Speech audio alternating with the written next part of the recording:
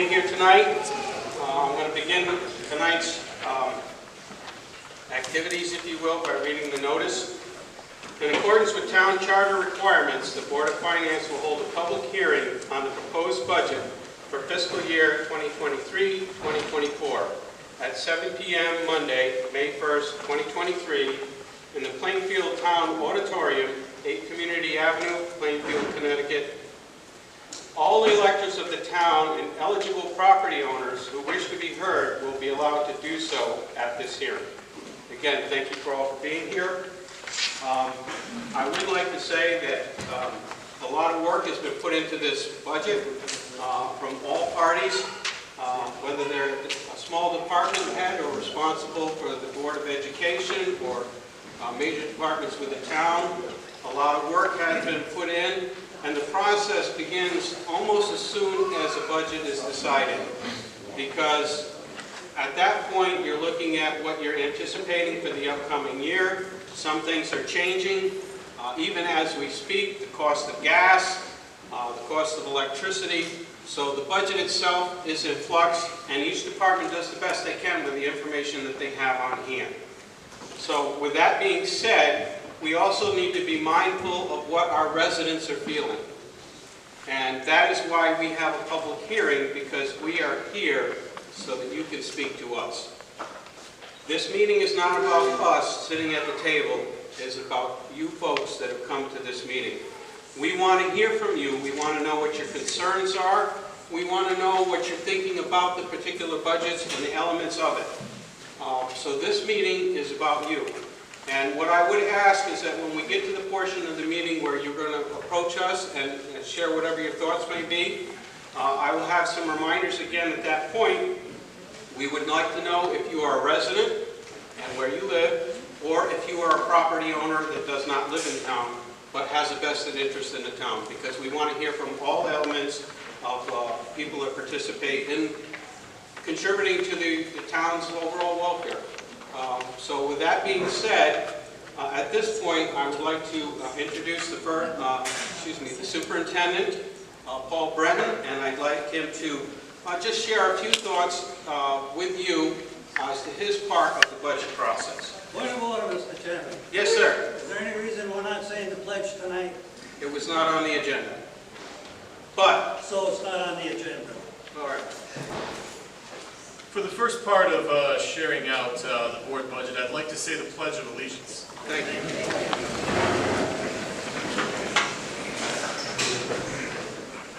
I pledge allegiance to the flag of the United States of America and to the republic for which it stands, one nation, under God, indivisible, with liberty and justice for all. And thank you.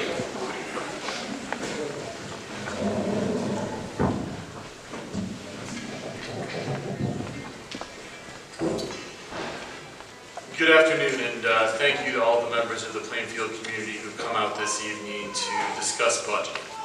The Plainfield Board of Ed is always in a situation of budgeting.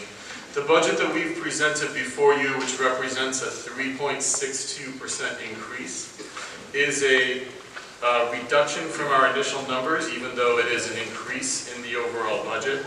Our first December 9th draft budget was $38,691,305. That was projecting fixed costs in all fixed areas and just moving forward with contract and salary increases. Contractual salary increases in that first number were $986,000. Out-of-district tuition increases represented in this budget are $415,000. I would note that we actually have tuition numbers that came in on Friday from some places that are higher. We learned Charles H. Barrow is going to have a 10% increase in tuition instead of a 5% projected increase in tuition. Transportation increase in this budget is $366,782. That's a fixed cost, and anticipated increased fuel cost of $112,000. Since that time, we've made adjustments. Presented both in the superintendent's budget and when we met with the Board of Finance. Those adjustments include utilizing Art Esser to reduce the budget. They include a reduction of 7 positions from Plainfield Public Schools. In addition to that, we are also working hard to make transportation adjustments, and we've worked to try to preserve programs that the community tells us are important, such as the summer school program, which we hear a great deal about. The budget that's before you is a 3.62% increase in our budget, and we've done that trying to be as fiscally responsible as possible, recognizing that this is a difficult time for the community, and we're trying to, in the best as possible, provide the education the students need while meeting the community's needs. Thank you. At this time, we can pass the mic down to the first selectman so he could share a few thoughts about his portion of the budget. Okay. No, good, thank you. Good evening, everybody. I want to thank you for coming up to this meeting tonight. This is your meeting.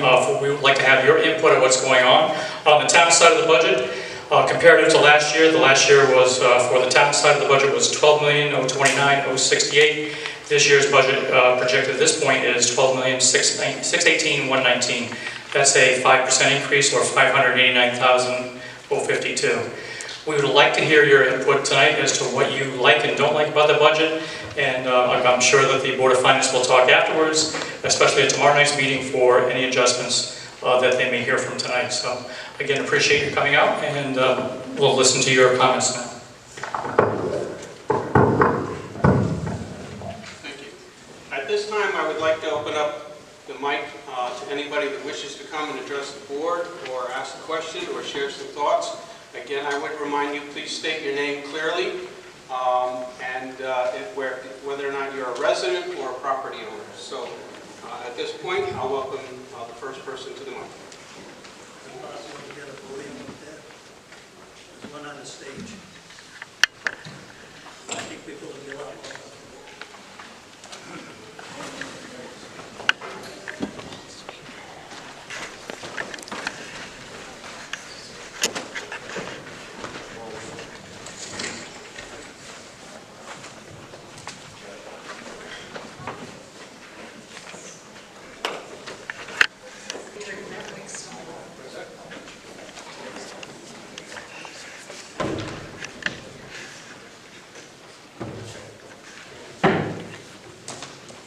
Thank you.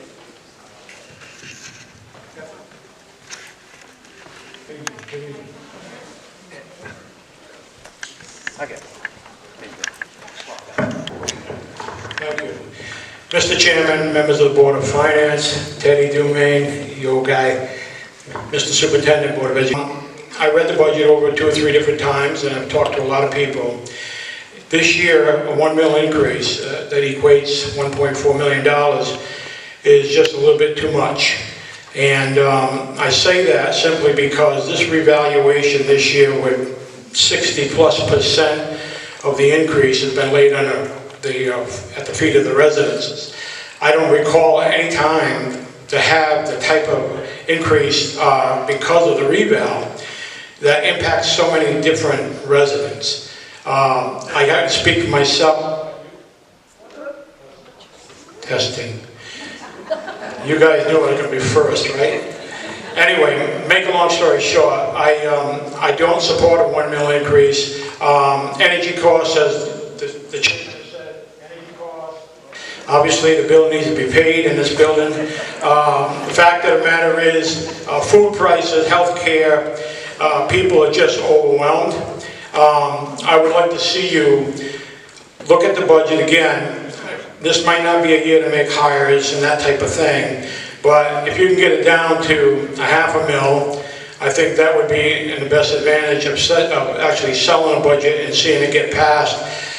There's organized efforts right now to deny an increase of $1 million. So personally, I think it's excessive. It's too much. We're living in a time that's been very difficult for people. I'd like to see the Board of Finance get the budget down to $500,000, and let's go out and support it and call it a day. Thank you.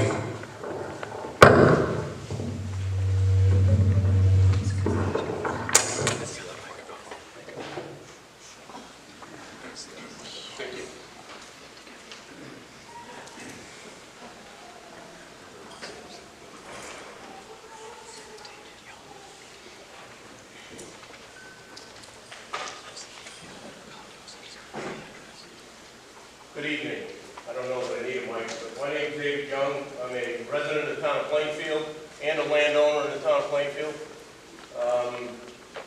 If this was any other year, I would have said this was a fantastic budget. But I had to spend money to fight reevaluation. And the reevaluation company should be fired, and it should be all done all over again, because they were ludicrous in what they were trying to charge me. I did get both of my properties lower, but not to the extent it should. This budget will not pass with any increase, not even a half.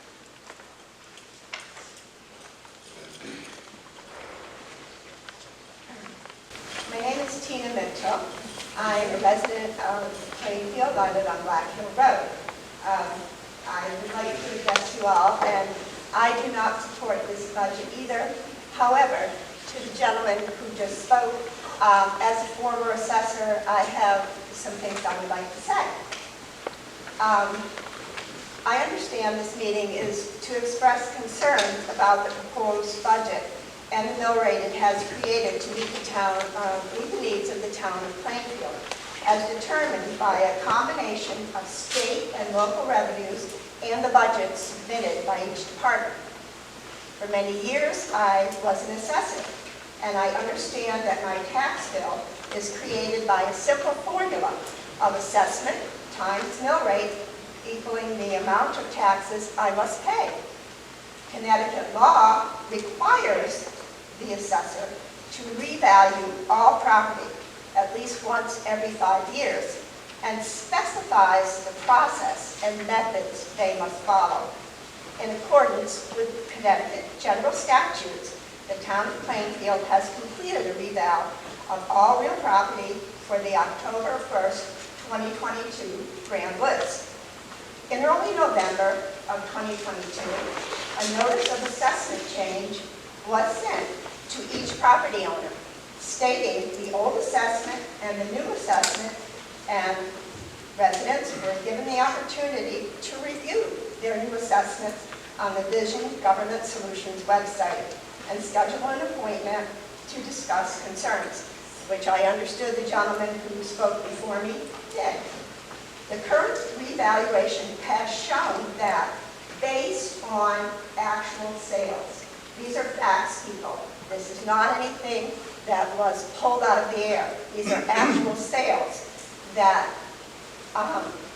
that there has been a substantial increase in residential property sales, on average of 55%, while the commercial industrial has shown an average increase of 16 to 20%. This has resulted in a shift of additional tax burdens to the homeowner. And since the assessment part of this formula is established now, the assessment times mill rate formula has been, that was created by the actual budgets you all presented, submitted by town government, police, and school, will determine what we're paying in our tax bills. In the proposed budget, if the proposed budget is adopted, and a mill rate of 21.32 is used to determine our tax bills, many homeowners, including those on fixed incomes, such as many of our elderly, will experience about a 20% increase in their real estate tax bill. Note, just because the mill rate has gone down, it does not mean that your tax bill is going down. Remember the formula. To figure the tax bill is assessment times mill rate.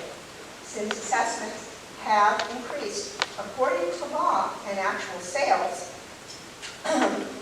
and this is an established thing now, the mill rate must go down in proportion to get the same end figures. The average increase of real property has gone up 55%. The mill rate, conversely, has come down 23.9%. I urge each taxpayer here, do your own comparison and determine for yourself how this will affect your tax bill. Let me illustrate using actual properties in different parts of our town. I have an elderly friend who is not here to speak because she just had hip replacement surgery, and whose actual real estate bill will increase over $900 if this mill rate and budget is adopted. It's a 19% increase, people. Another actual homeowner tax bill in the Central Village area will increase $624, or a 22% increase. In the downtown Plainfield area, there is a homeowner whose tax bill will increase $669, or a 23% increase. In the Moosop area, there is a homeowner whose tax bill will increase $580, or a 17.2% increase. It might be argued that there is a motor vehicle offset that will help alleviate the increase in the real estate tax bill.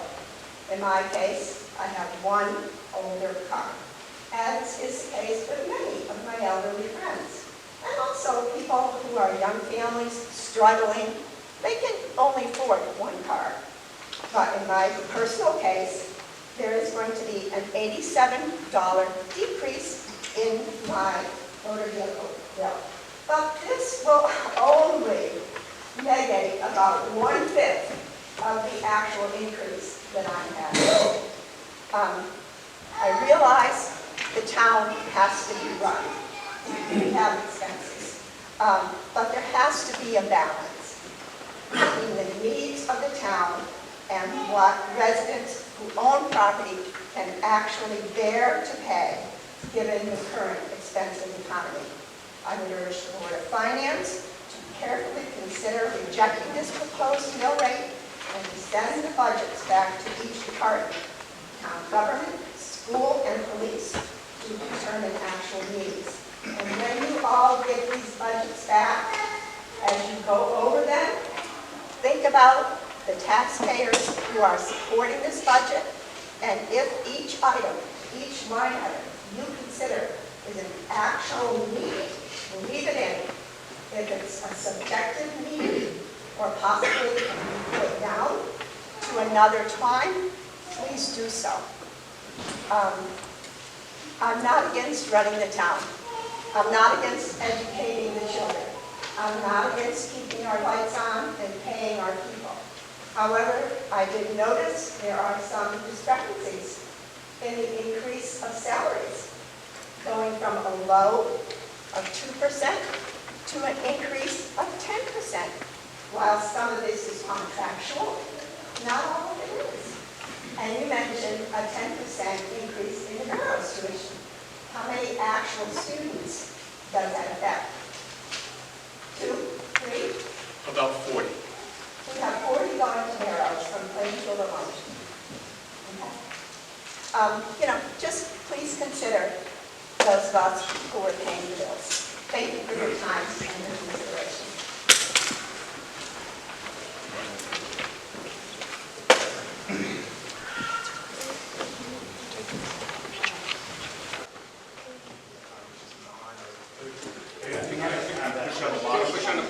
You push on the bottom. Just a button. It's an on-off switch. There you go. It moves another way.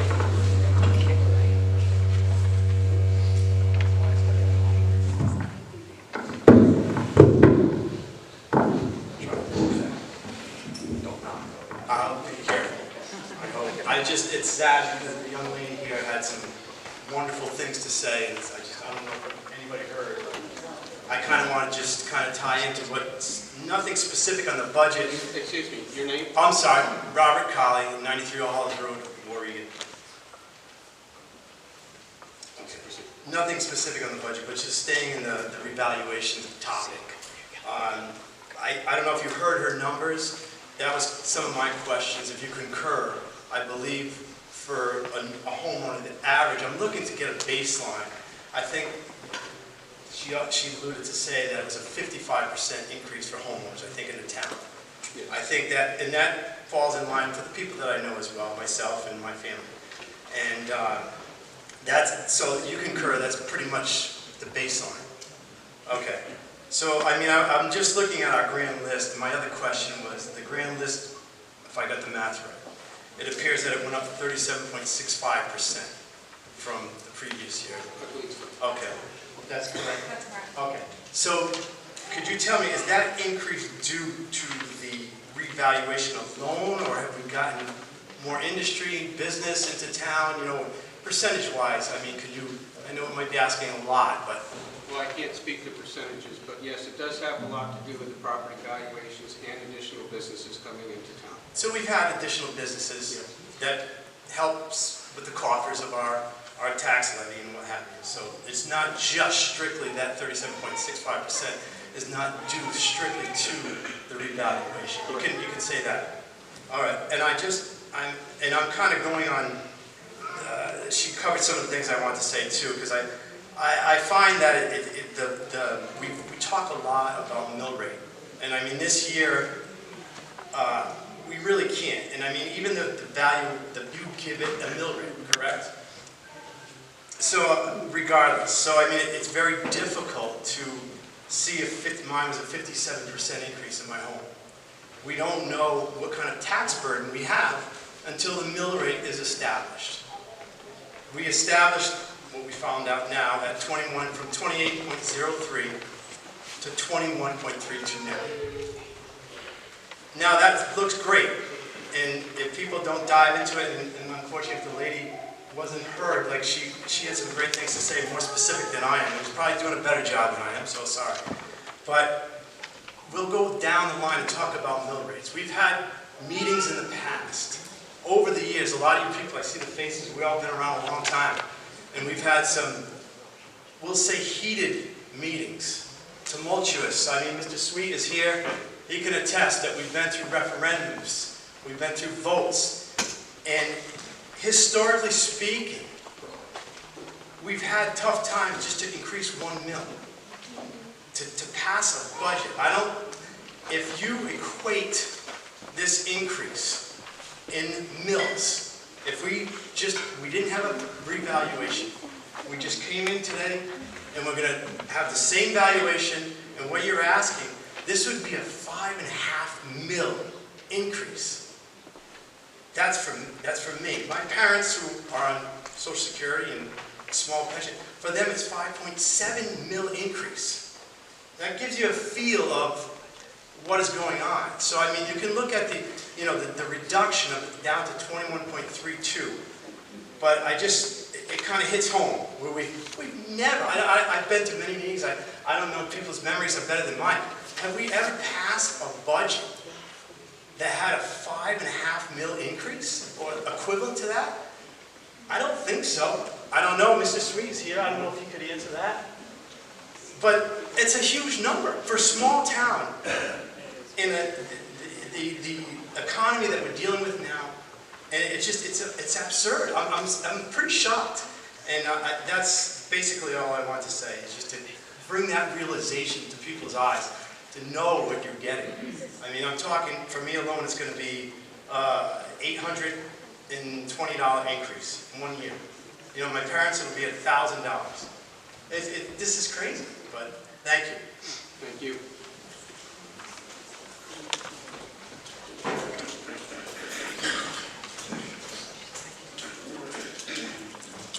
Hello, I am Elizabeth Haney.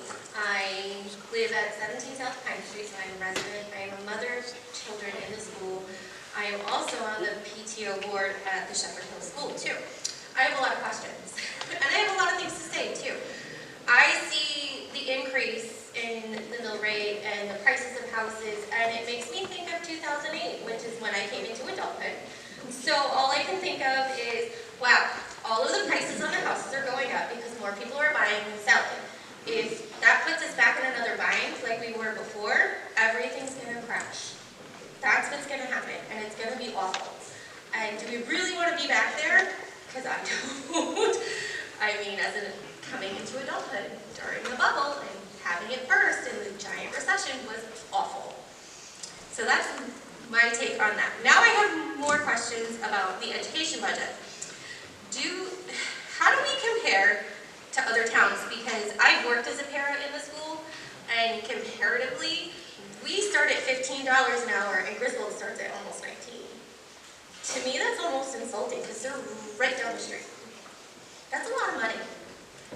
Not only that, what positions are you cutting? That's what I want to know. What positions are you cutting and what schools are you cutting them from?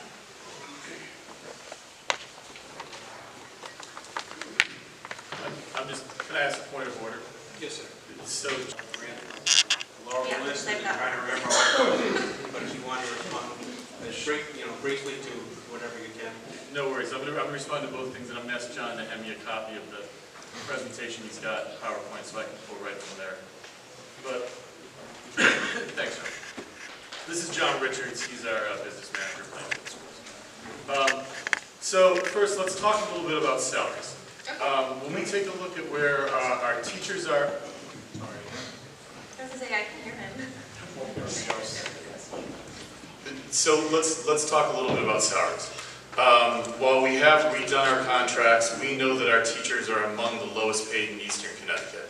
That's well known in the community. I've had a lot of comments from parents on teacher turnover. What can you do to stop teacher turnover? We have teachers who are going 2 towns over who are making $18,000 more.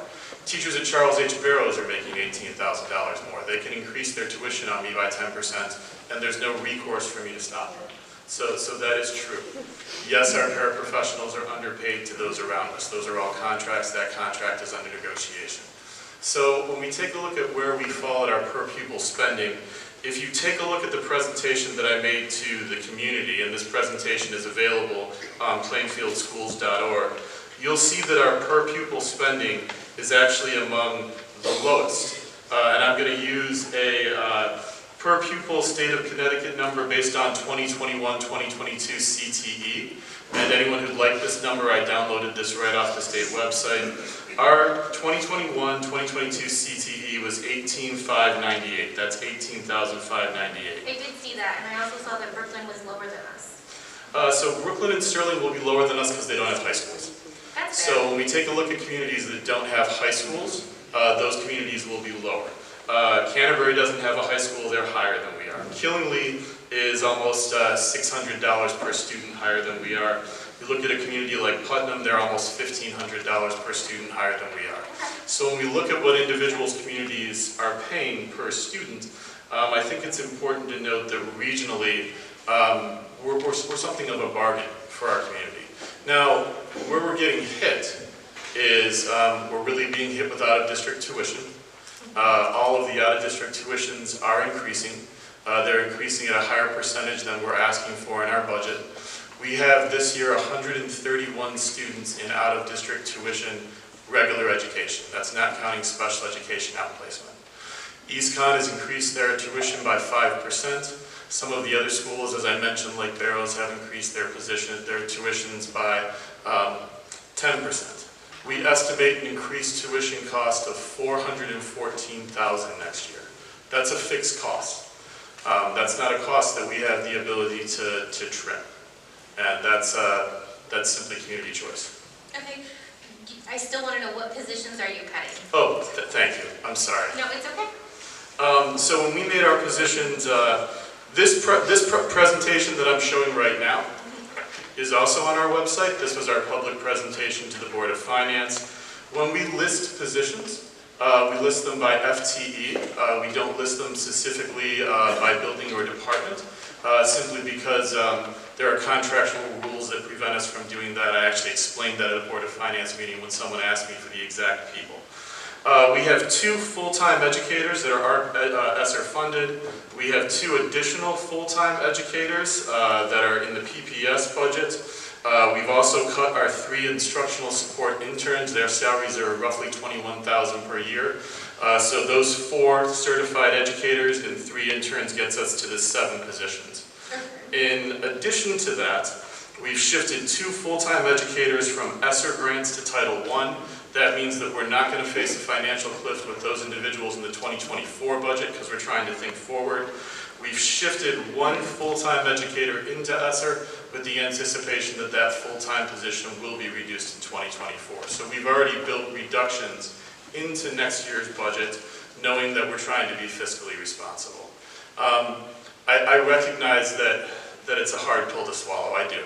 to say, you know, Mr. Well, no, Brennan. my biggest question is, if you're going to cut positions, are you going to cut the most recently hired, or are you going to cut some that are kind of in the middle that are making a lot of money and could save you a lot of money? If you're going to cut a position that's a para,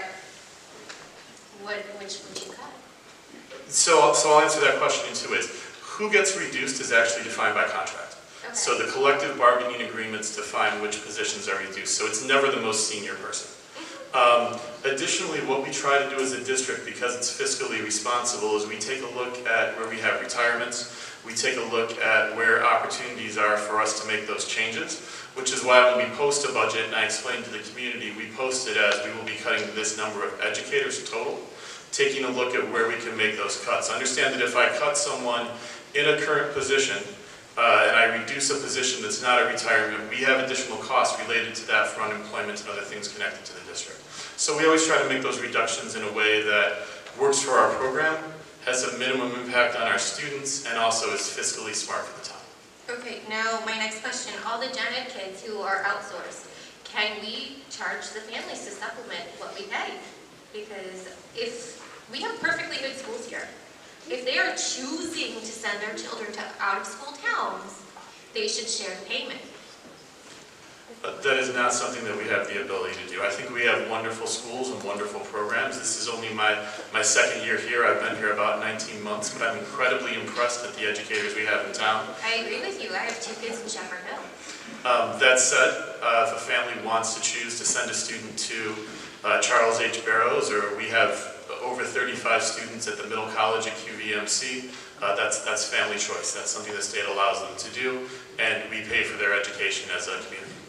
Well, I just feel like those kids who are in our schools are suffering because of that. Because that's a big dent in the education budget. I don't know. Now we have another question. As a PTO member and the PTO treasurer, I see how much money we take in every year. Is there a way where we could set it up where the PTO can help the schools with their education budget? So I'll answer that in 2 ways.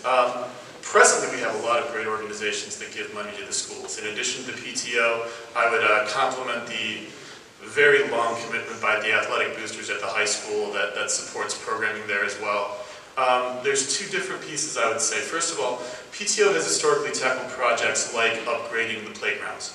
We've tried to do that. We've been told we can't. We have offered money to fix the playground. We've been told we can't. I can't speak to that. I know. I'm just telling you. You know, we have the money. We've offered to pay for it. I think I would be hesitant to take something like a teaching position, which averages, about $62,000 a year, and put the burden of maintaining that position on the PTO. No, I don't disagree with you. Realistically, I don't mean to interrupt you, I really don't. Realistically, if we're looking at things like supplies, so let's talk about supplies at the elementary school.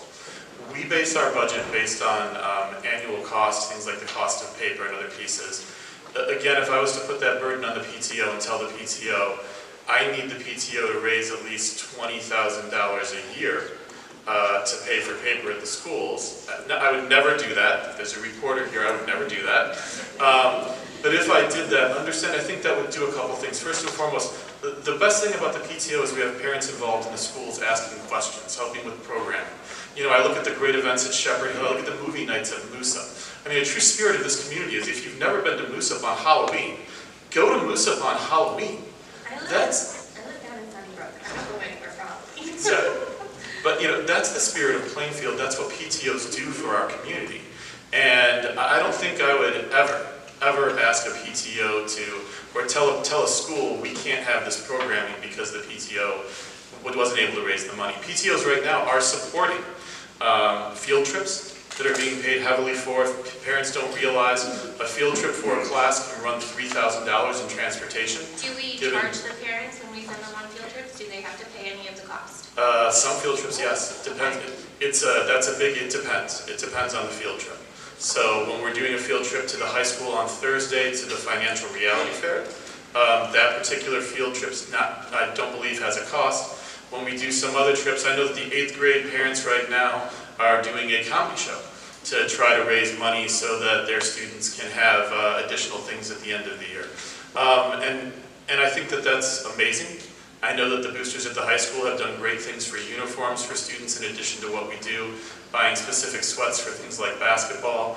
I want to give parents that autonomy over their commitment because we get high buy-in from families. At the end of the day, there's a minimum cost to providing programming. When we think about programming for the schools, we always start with what do we have to do, what best supports our students with intervention, and then what are the things that are on the outside of it. And if we trim to those pieces on the outside. And I think that the team that I have, the group of administrators who started our budget early in December, but really we're always budgeting, has done a really nice job trimming those things that could be trimmed. I agree with you, and I'm not asking for the PTO to shoulder responsibility, but with what we have in our budget, we could help pay for things. We really can. I am happy to have a conversation with the Shepherd Hill PTO about ways we can partner. Because like I said, we have offered to give the school money. We're like, we'll match you dollar for dollar to fix this playground. Because the slide has been broken for over a year and a half. We just got a new one in, it's still not installed. There's no reason for it. It's elementary school kids. I'm not disagreeing. The slide had to be special ordered. I think it was stuck on a boat from China or some piece. But I really think the whole playground needs an overhaul, if we're being honest. I mean, I'm not wrong. Yes, we would like to help pay for things in the school. And another thing that I noticed is I thought it was strange when my kids started elementary school that we didn't get class lists, like supplies to buy for them. Why don't we do that?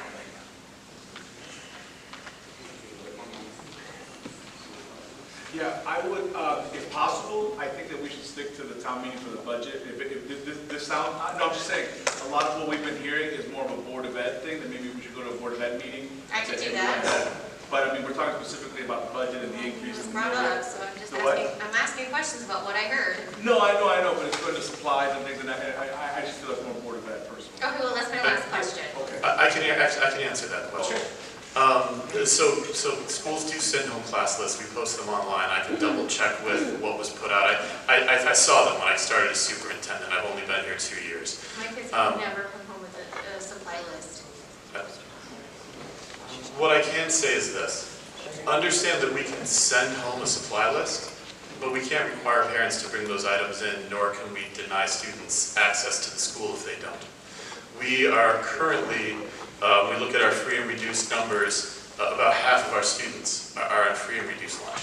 So we know that to send home a class list, when I was a child, I remember being asked to bring in a trapper keeper and 5 different colors of folders and other pieces. I remember going down to, well, it doesn't exist anymore, but Kresge's to get those things. And these days, we do send home lists, but there's also a higher expectation on families, especially low-income families, that those items are provided by the schools. I think you've made some excellent points with your mentioning of the PTO and willingness to participate, and I think that can go a long way. I also think that you being told you can't help in a certain area probably was not the right answer to be here. And maybe what should happen is now that you've created a dialogue with the superintendents, to have talk with them personally. I can do that. Offer that again. I can absolutely do that. Thank you. Thank you.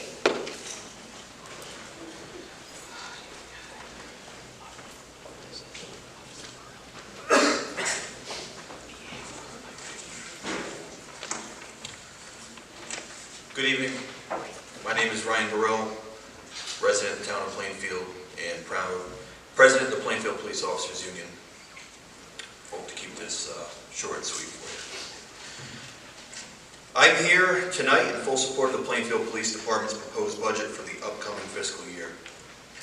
As all of you are aware, the Plainfield Police Department is the only town department that operates 24/7. In a job facing such scrutiny and criticism, we need to support our men and women in blue to the absolute fullest. In attending recent town meetings discussing this proposed budget, I'm not seeing any luxurious or frivolous line items. This budget not only addresses new and ongoing concerns, but continues to support vital components required to function as a police department. Adding an additional police officer, yeah, we need them. We need to ensure we have proper manpower on shifts, giving our officers backup. Adding reliable and safe police cruisers, yes, we need those. We need to reach those in need. M1, our fleet mechanic, does an outstanding job, but he's not a magician. There's a lot of wear and tear on our cars. Computers and technology, yeah, it's an everyday necessity for our officers to complete their work. We simply cannot skimp out on technology, especially since the ransomware attack, which nearly brought the PD to a standstill.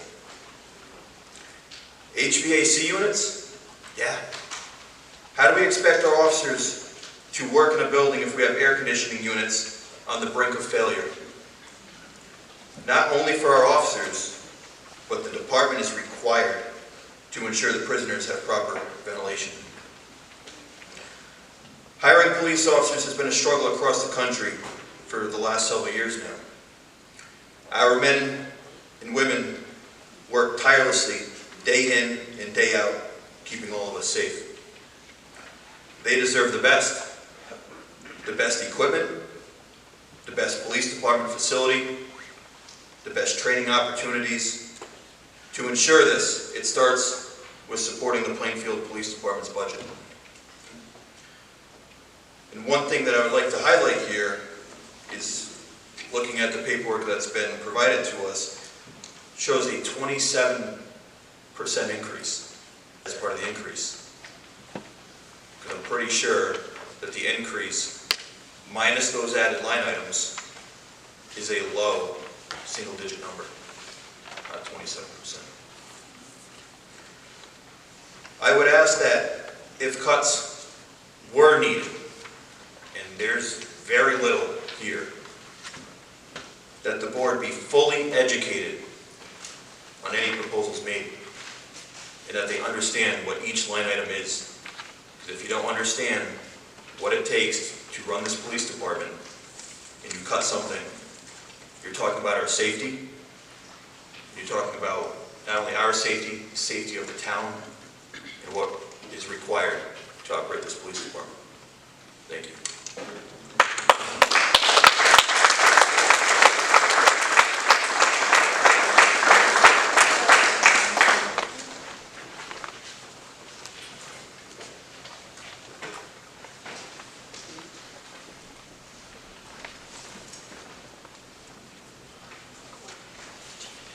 I know I spoke very long before. I will be very brief, but would just like to reiterate one short sentence.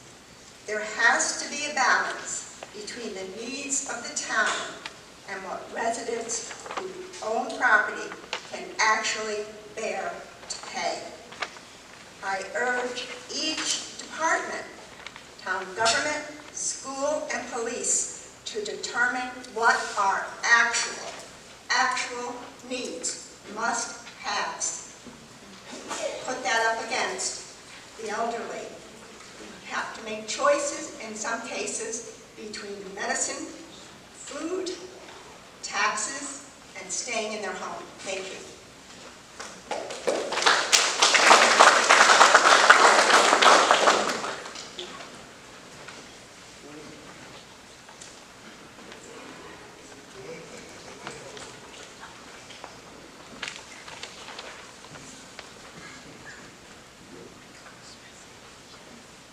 Smith. I live at 96 Community Ave in Plainfield. I'm a lifelong resident, and I've been attending budget meetings for probably the last 5 to 7 years. Can you speak up, please?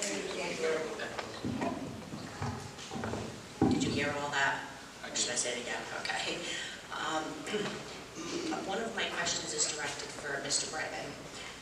You stated our teachers are underpaid in comparison to other towns, and that our paras are significantly being underpaid. How about our administrators, our superintendent, some of our principals? What's the difference in your pay scale and many of the principals and administrative offices, are those underpaid in this town as well? So I can speak to the, so let's start with the superintendency. So in 2001 was the last time the Norwich Bulletin did a comparison of superintendent salaries. I wasn't here then, but at that time, the current superintendent of Plainfield was the lowest paid superintendent in Eastern Connecticut. Really, because at one point when I looked that up, he was the third highest paid in the state of Connecticut, and that was going back to like 2014, 2015.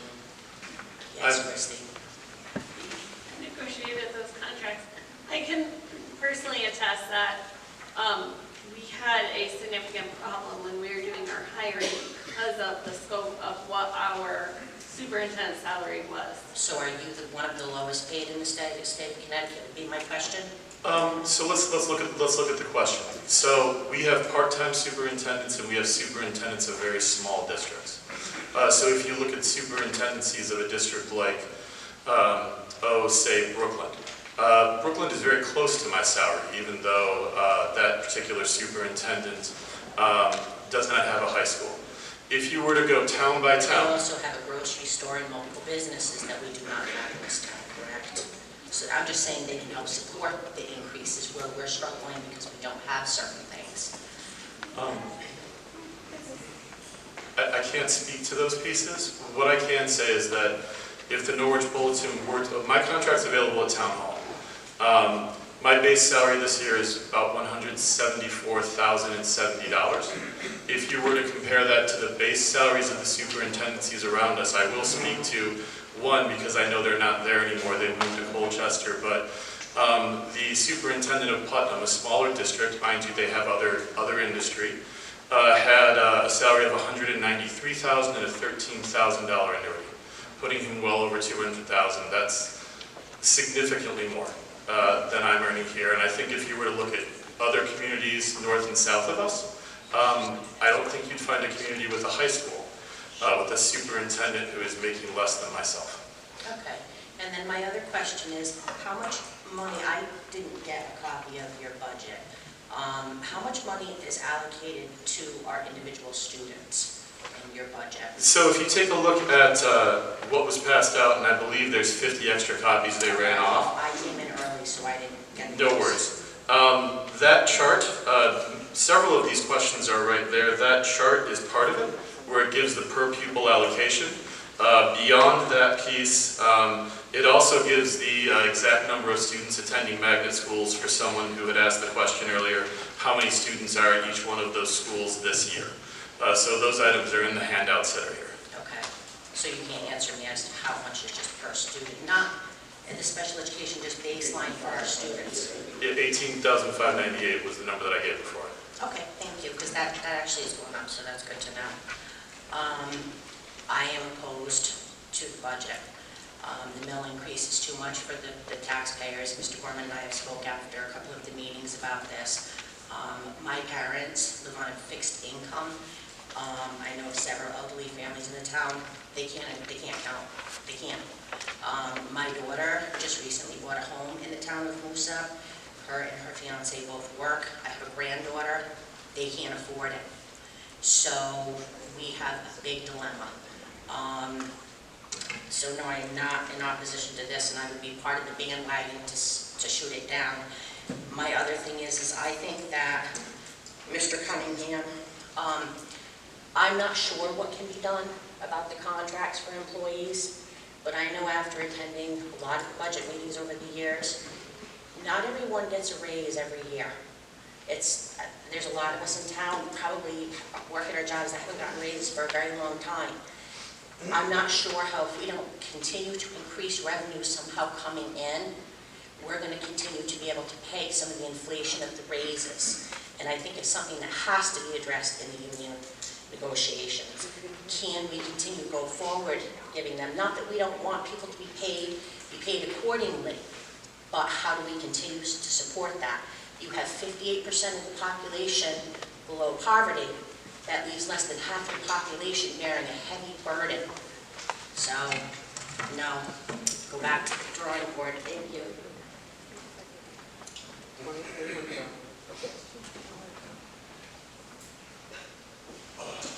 I'll just stand up if I can make a comment. what I would personally like to hear is what is acceptable as far as an increase and not. And the reason I say that is, I believe that we as a board have always talked about, you know, we're going to lower the mill rate, right? It's always lower, lower, lower, and I get that, I really do.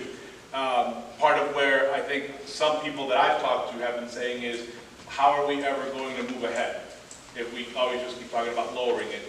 And I'm invested in this because my tax bill is supposed to go up $1,200 this year.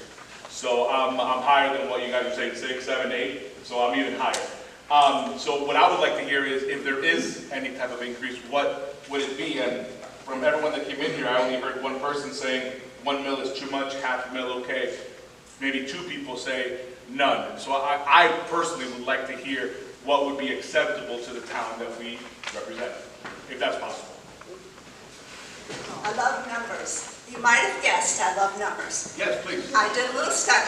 Yeah. In order for people to have a modest 5% increase in their real estate bill, you'd have to have a mill rate of 19.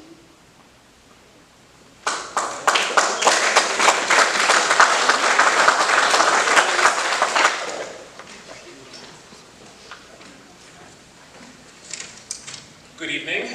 Matthew Radant, Moosup, lifelong resident, property owner since I had enough to do so. Father of 3 children, another one on the way, one in the school system currently, another one starting this fall.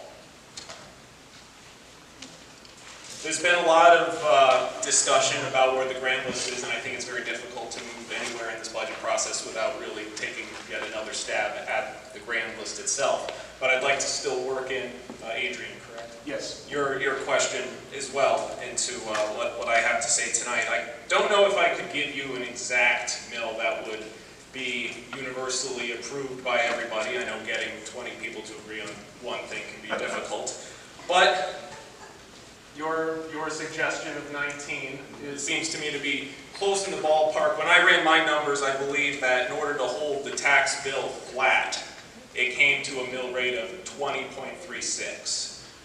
Maybe off by a couple percentage points, but that's what my Excel spreadsheet told me.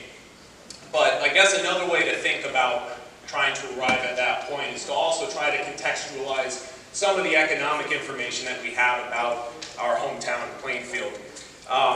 The 5-year American Community Survey data that gets released on a rolling basis and usually gets married together with census data every 10 years has some pretty interesting information about median income per household, per family, per capita.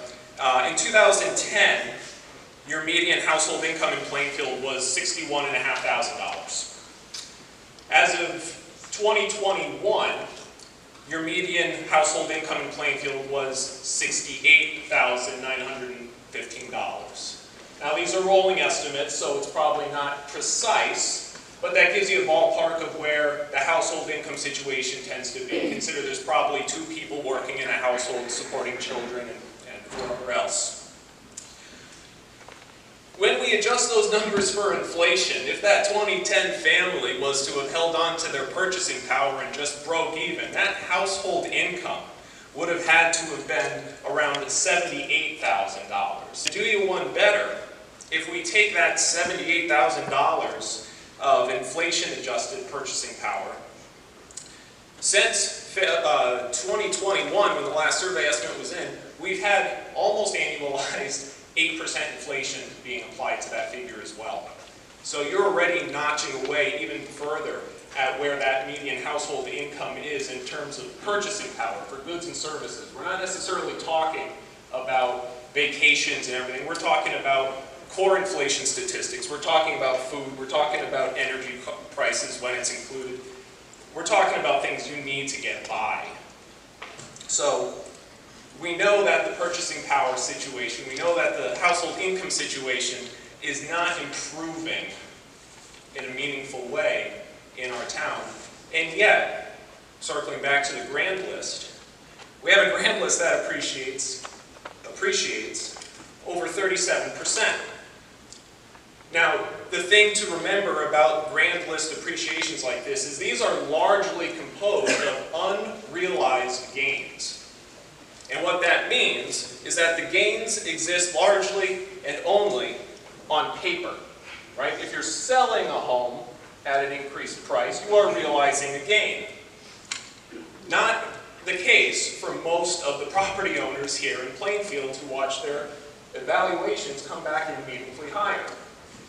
I know my notice had stated, and please correct me if I'm wrong, 70% of the market value.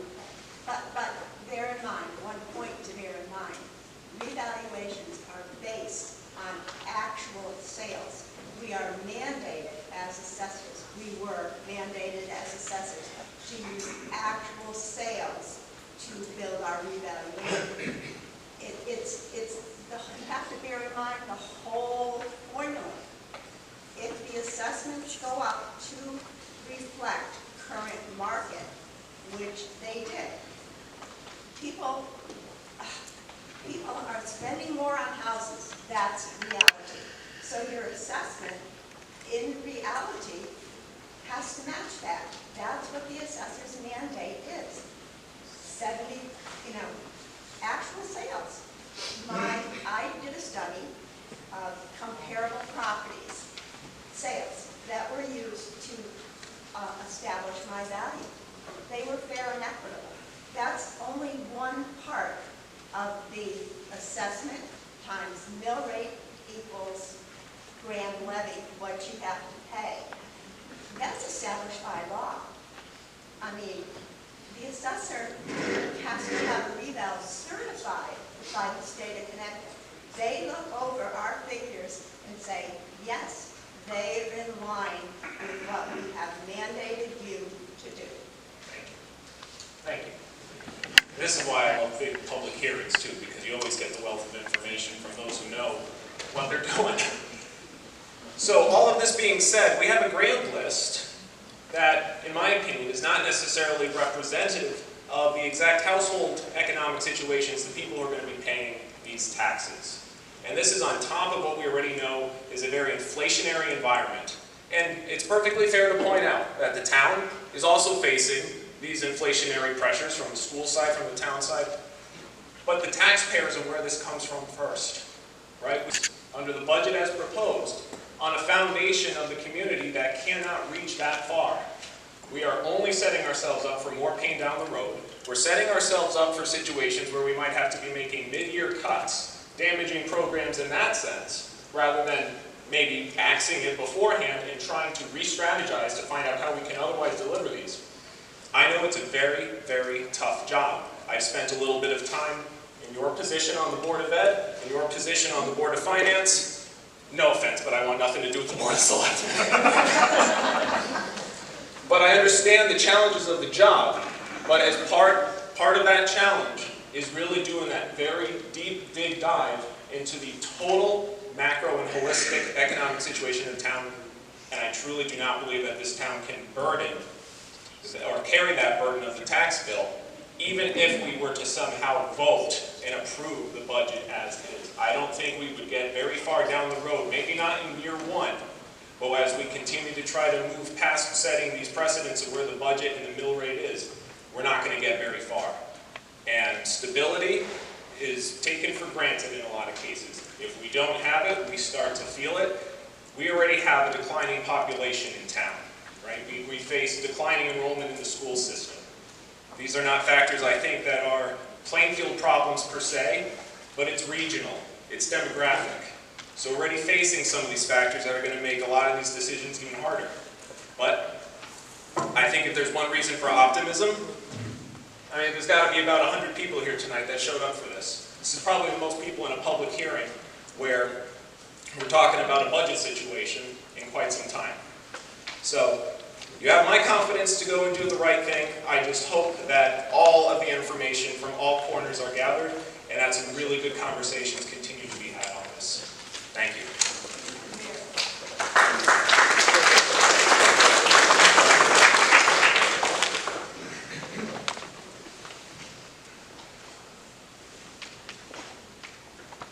Is there anyone else that would like to approach the mic?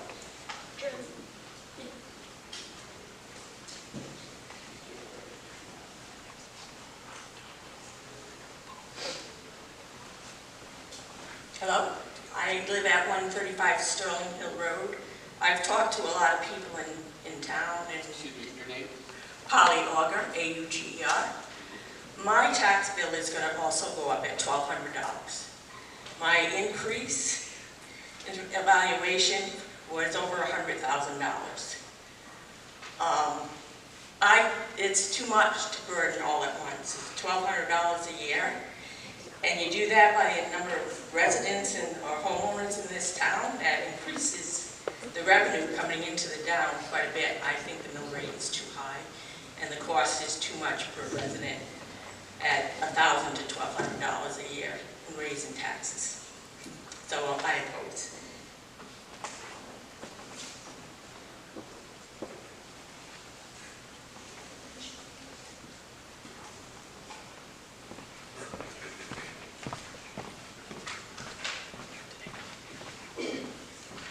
Hello.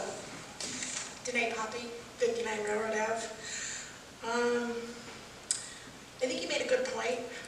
I hear a lot of people saying it's too much, but I don't really see anything worthy of being cut.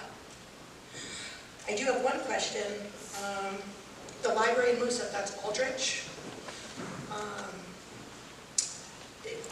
What is that going for salaries? Or I didn't realize that the town was a part of that library. I thought the supplement.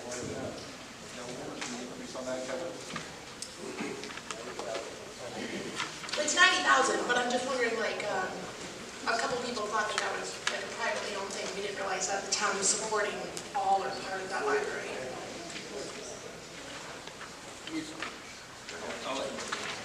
Okay. So you're looking at the $8,855 increase, 11%? I'm just wondering, What the 90,000 is for? yes.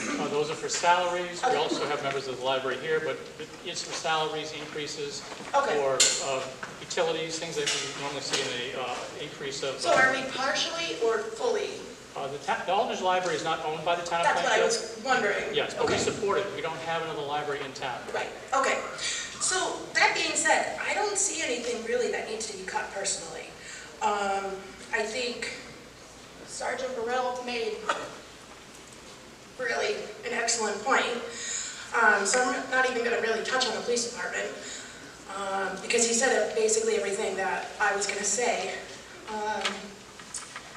The other thing, I hear a lot of people trying to cut from the Board of Ed. Why? These are our children. This is your future. This is their future. I don't think anything needs to be cut from the Board of Ed personally. And I don't even have children in the school system anymore, we homeschool. But when I hear that there's some children in, you know, some of the grades, like I believe it was like 3rd grade or something, that are having trouble reading, that's an issue. That's not something we should be cutting at all.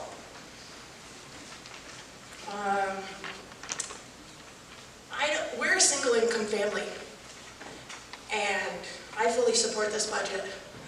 I think that sometimes people just need to tighten their belts for the greater good of our community, which is the kids, which is the police, you know, our playgrounds, our roads. There is nothing, in my opinion, in this budget that should be cut. And I agree with the budget. As far as Mr. Cunningham's salary, what was it, $2,000? No, my salary is. Or not even? You know, your increase, Kevin? Oh, my increase? Yeah, no, your increase. 3%. Every single time I call that man, he answers right away. I have trouble, you know, with the sewer. You answer, you get it fixed immediately. Hey, Kevin, I can't see going on a Black Hill. You know, the snow's up too high. Gets it done right away. I feel like a lot of people will just be passive until times like this come up, and then they come out and have their voice, want their voices heard, which is great that you're coming out, but where were you the last 12 months? I'm not trying to dog on anybody. I know we all have our lives, we have sports, we have work, we have everything, but if you went to a Board of Finance meeting, if you went to a Board of Ed meeting, your questions would probably be answered, And you can have that dialogue, asking, you know, the questions that need to be asked. Adrian, I think you made a good point. What exactly do people want cut? I haven't heard anything other than it's too much. I feel for our seniors, I really do. But like I said, I feel like this needs to be for the greater good. $1,000 over the course of a year? $1,200 is $100 a month. That's, you know.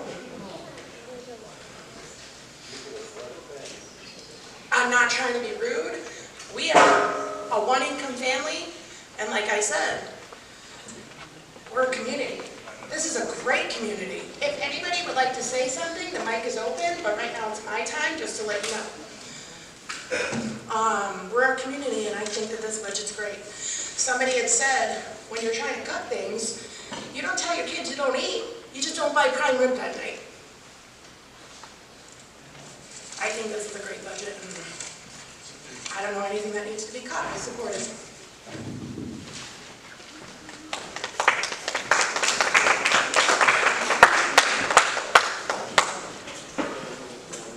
And I made a comment about the library. So the town doesn't own the library, yet we pay to support it. I've only been there twice because I needed a library card. Where I live, it's actually closer for me to go to Canterbury. Not only that, the Canterbury Library has far more programs and far more stuff for children. Not only that, and they also do programs for adults, for people who need help. They even do taxes. So my question is if we don't own this library, why should we put this much money into it when we can very well go to the next town? Good question. I do have a couple of things I wanted to mention about that. You go to this library to get a card and then go somewhere else, correct? Absolutely, because I have to. Okay, but that's an option that you can do. You can't do that. Anybody can do that. Right, but if we didn't have it, I could get my library card If you don't somewhere mind, else. I'll answer. Okay. The thing is that we don't have a library. This is our library, and we're trying to support a library in our town. It's very limited in space, and there are a few things they can't do, obviously, comparative to other towns. Go to Killington Library and see how much space they have. You don't have that. I'd love to have the library in our town bigger. Unfortunately, we don't have the money in the budget to be able to build it and support it. We do appreciate the fact we have a library in our town, and I will continue to support that throughout this process. Well, can we figure out how much it actually is used? Like, are there people there every day? Because every time that I've gone there, there's been almost nobody there. Well, I would beg to differ that. I think you might want to be able, just like you talked with the Board of Education about coming up and talking with them, I would suggest you go to the library in town and talk to the management there and see what their numbers are. Okay.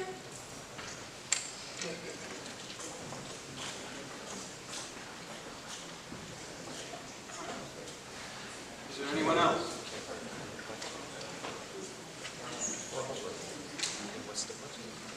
Say that the number one fear is public speaking, but we're all neighbors. So if there's anybody else that have anything that they would like to share or comment on, now would be the time to do it.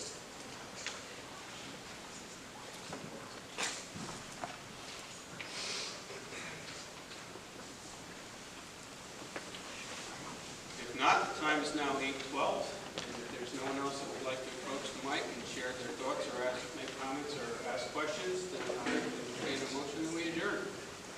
So moved. We have a motion to adjourn made by Tina Mitchell. Do I have a second? Second. Second by Danae. All those in favor, signify by saying aye. Point of order, Mr. Chair. Is this a Board of Finance special meeting for the public hearing, or is it a town meeting for motions from the public? I can't quite hear what you're saying. Is the motion to adjourn? The motion is to adjourn. The town, Is it, can public that motion be hearing. made from the audience at a public hearing, or does it have to come from the seated boards? I don't know that it really matters, does it? I'm asking a question. Okay, in that case, thank you for the correction on the point of order. So I will entertain a motion from the board. Do we adjourn? Do I have someone from the board that can make this? No, we're adjourning the public hearing. I'll make that motion. All right, the motion to adjourn the public hearing has been made by Ted Dumaine. Do I have a second? Second. Don Cabela seconds. All those in favor, signify by saying aye. Aye. All those opposed? Abstain? Motion carries. Thank you again for coming out tonight and sharing your thoughts.